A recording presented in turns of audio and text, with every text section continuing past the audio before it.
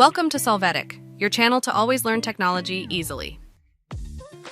Below in the description, you will find useful links and commands we used in this video.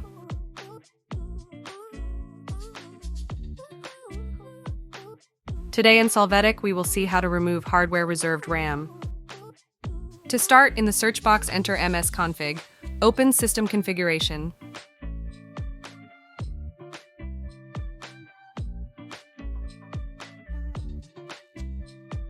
You will go to the tab Boot.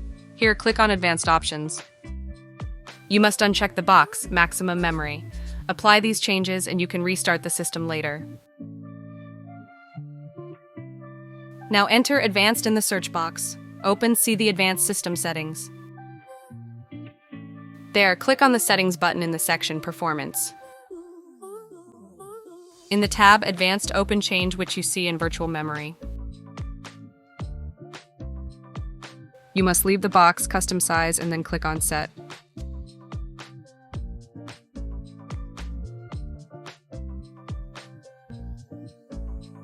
Click on OK and Apply, and you are required to restart Windows to apply this change. Hey, remember to subscribe Solvetic channel.